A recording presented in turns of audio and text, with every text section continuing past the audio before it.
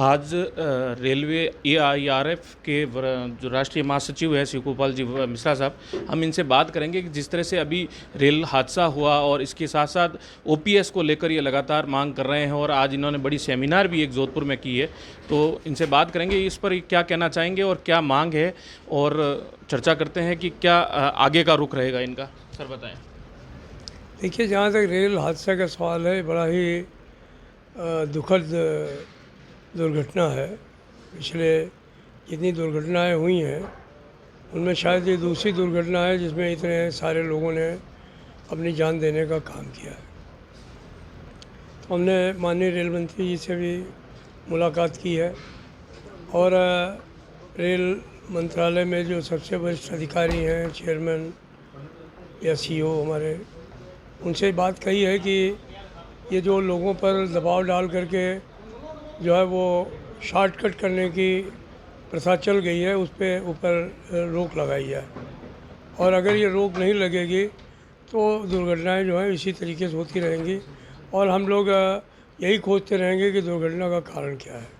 दूसरी बात यह है कि ये बात बराबर चल रही है कि जो एंटी कोलिजन डिवाइस है या कवच है, ये ऐसी दुर्घटनाओं को रोक सकता है कि जहाँ पे ट्रैक ब्लॉक हो और उसमें सेंसर होंगे, रेडियो फ्रीक्वेंसी होगी, तो वो ऐसे सिग्नल्स देगी जिससे कि इंजन ऑटोमेटिकली स्टॉप हो जाएगा। हमारे लोगों ने इसको बना लिया है और आरडीएसओ ने भी अप्रूव कर लिया।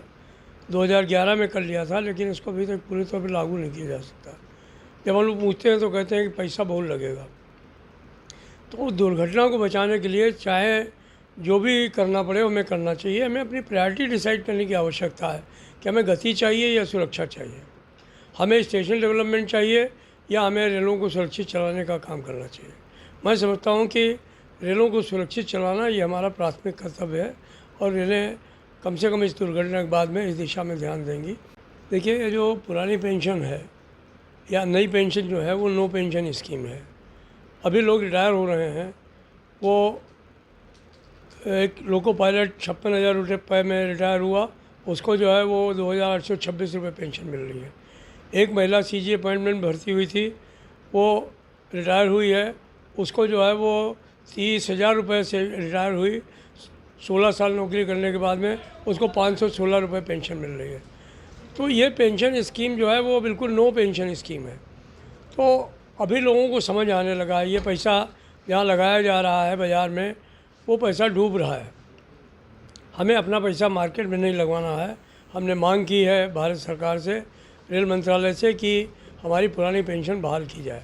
अभी हमारे भारत सरकार ने एक कमेटी बनाई है फाइनेंस सेक्रेटरी की अध्यक्षता में, जिसमें कि डीओपीटी सेक्रेटरी भी है, जिसमें एक्सपेंडिचर सेक्रेटरी भी है, जिसमें चेयरमैन पीएफआरडीए भी है। कल उनके साथ मीटिंग हुई थी। हम लोगों ने उनको साफ तौर पर कह दिया है कि हमें नई पेंशन स्कीम में सुधार की कोई गुंजाइश नहीं लगती है।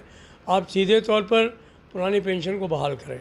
अगर वो नहीं बहाल करते हैं तो निश्चित तौर पर अभी हम 21 जून को सारे राज्यों की राजधानियों में प्रदर्शन कर रहे हैं। तमाम राज्य कर्मचारियों के साथ, शिक्षकों के साथ, कॉरपोरेशन में काम करने वाले लोगों के साथ आने वाले जुलाई में मानसून सत्र पर हम संसद मार्च करेंगे।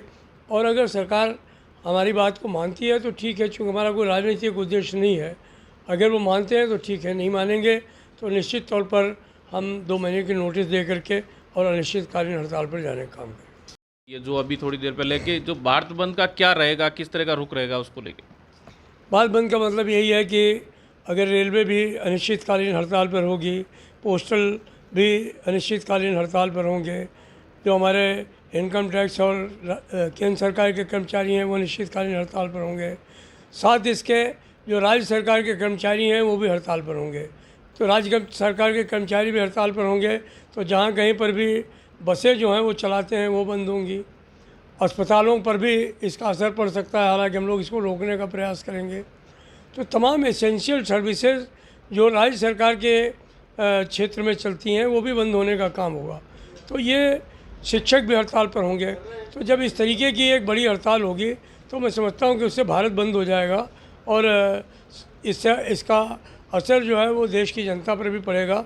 हम नहीं चाहते हैं कि देश की जनता को कोई परेशानी हो, भारत की इकनॉमी को कोई नुकसान हो। तो लेकिन ये भी है कि अब हम पुरानी पेंशन लिए बगैर रुकने वाले भी लोग नहीं हैं। जब तक वो बहाल नहीं होगी संघर्ष जारी रहेगा। ये थे हमारे साथ में AIRF के राष्ट्रीय महासचिव शिव प्रकाश जी मिश्रा साहब, जिन्होंने स्पष्ट रूप से बता दिया है कि सरकार यदि OPS के ऊपर यदि विचार नहीं करती है तो आने वाले समय में बड़े आंदोलन के लिए तैयार रहें। जोधपुर से नवतेज टीवी के लिए मनोज सिंह। देश और दुनिया की हर बड़ी खबर के लिए सब्सक्राइब करें नवतेज टीवी और पल पल के अपडेट्स के लिए बेल आइकन को दबाना ना भूलें, क्योंकि आपकी खबरों का भरोसेमंद साथी है नवतेज टीवी।